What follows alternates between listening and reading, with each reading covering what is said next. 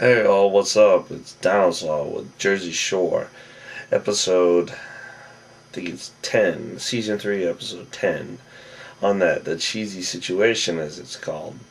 Um, this was actually a pretty good episode overall, and I do apologize for the delay. I've been so busy with my new job and everything.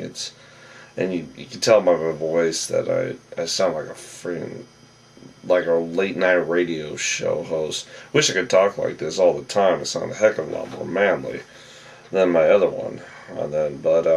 Anyway, so here it is, Jersey Shore season 3, episode 10, the cheesy situation.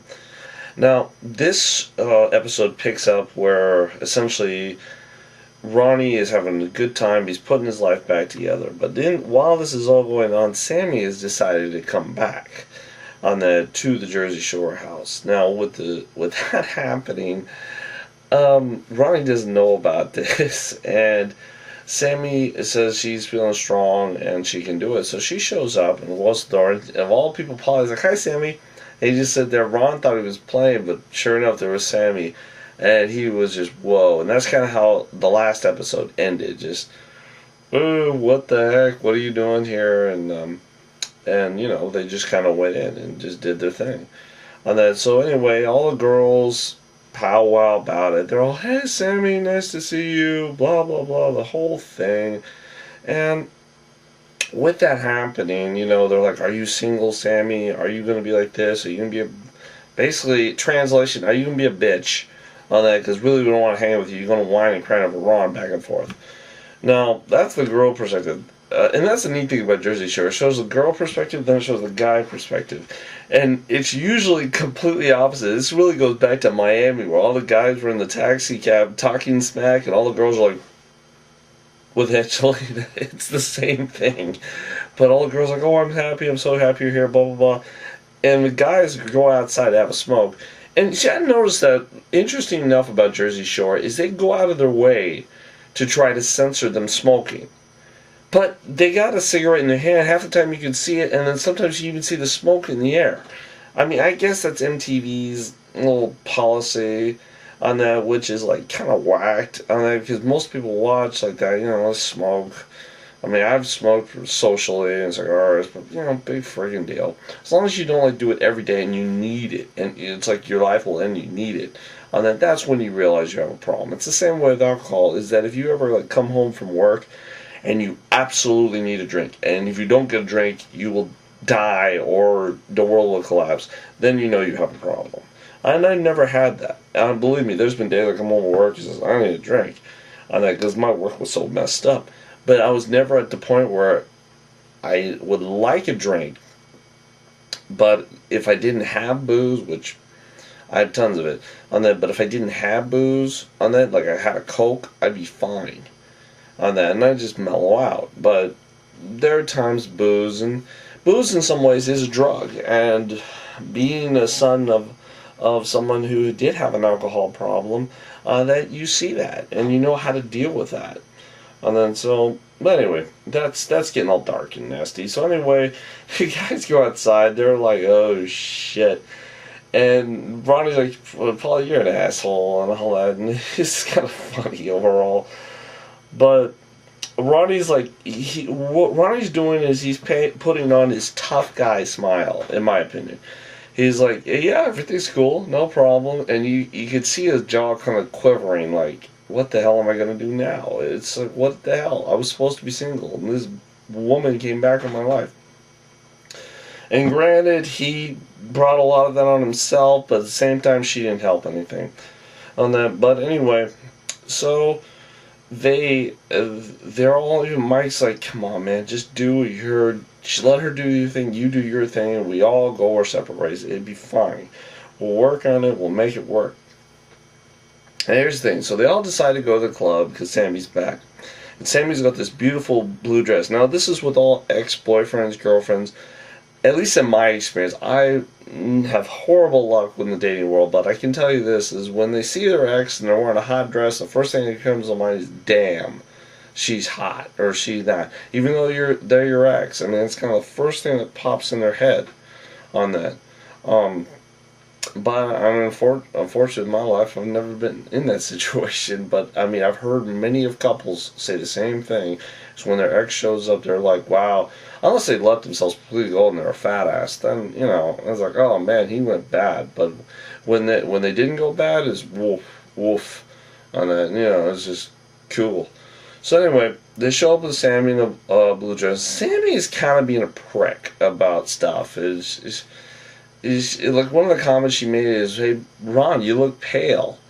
I like that, and Ron's like, "Yeah, because I thought you were gone, and now you're coming back." And the best way he could say is, "Yeah, because I think I saw a ghost on that because you weren't supposed to be here, but you're here." So anyway, they go to the club. Everything's fine at the club, and Ron notices Sammy. He's like, "She's so hot," and everything. And Sammy's like, "Oh, look, you need to follow around. I don't want to hurt you and all this."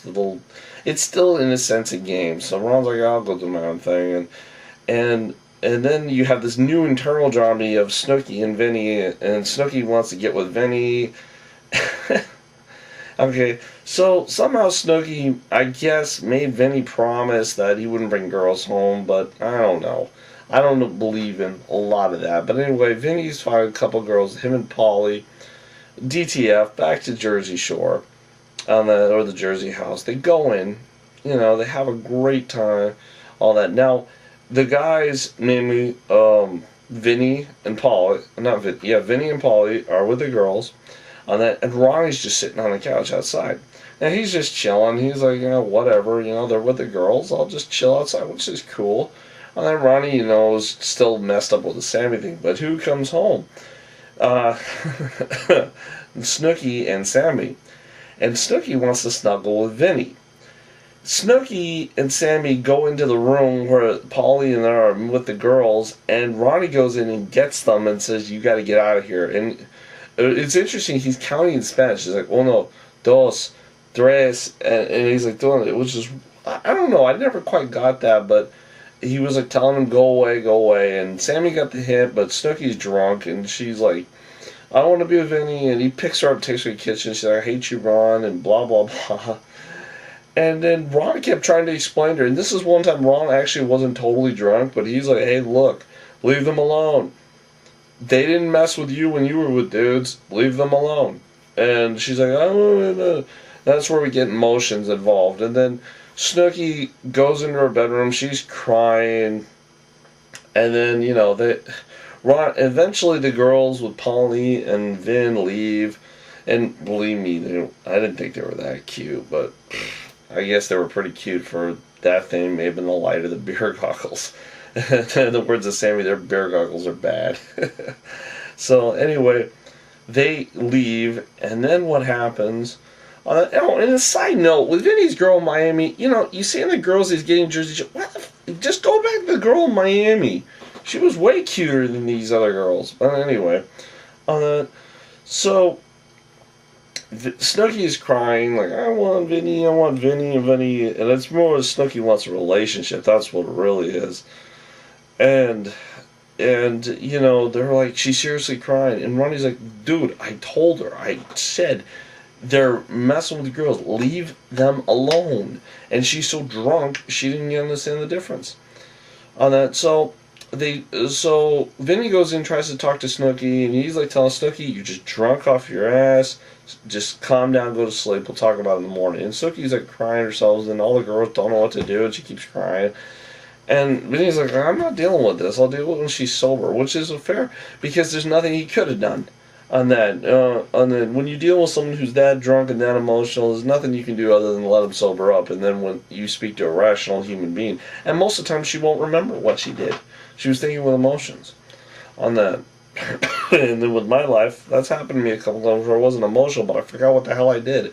Even though what I did, and I had to have it get substantiated what I did on that, because I asked questions like, did I do this, why, and where, because some of the stuff I've done was really outlandish, but some evidence really supported that. So anyway, they did that stuff, and we did a great thing.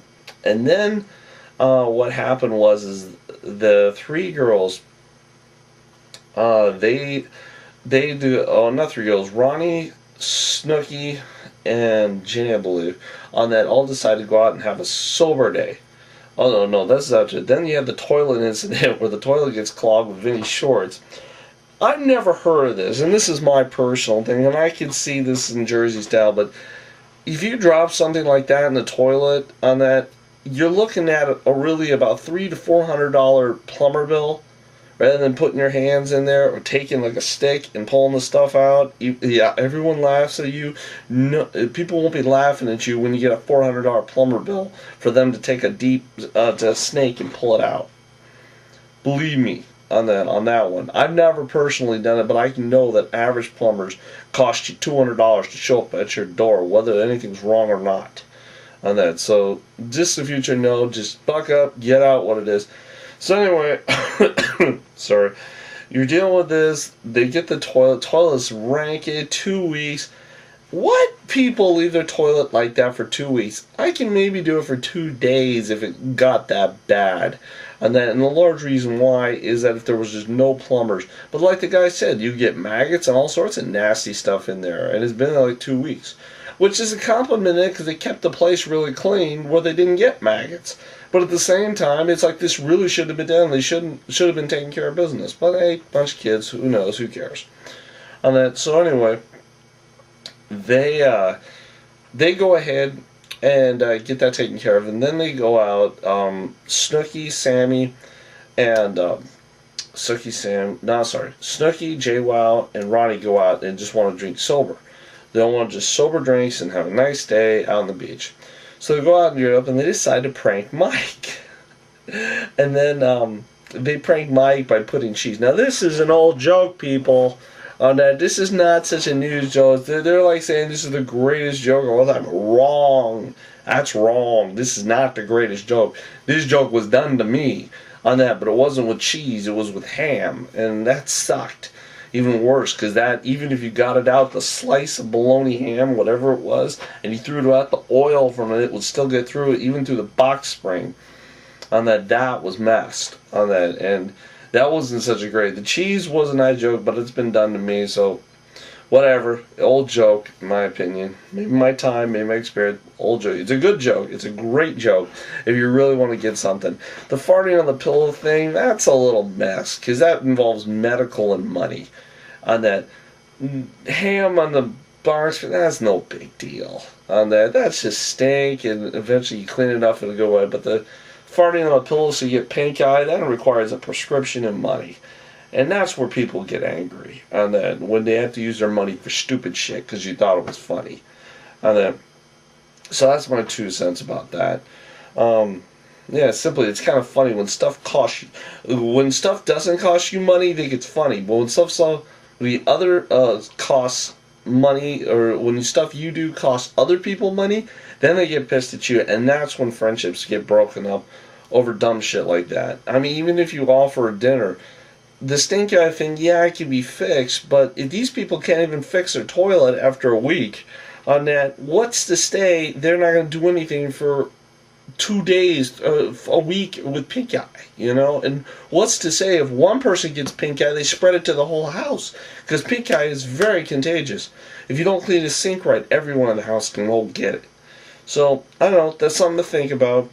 Anyway, that's kind of how it wrapped up, is the whole joke thing. But anyway, we're going to continue on with episode 11, I believe, on that, which I believe, let's see, I've got that written down.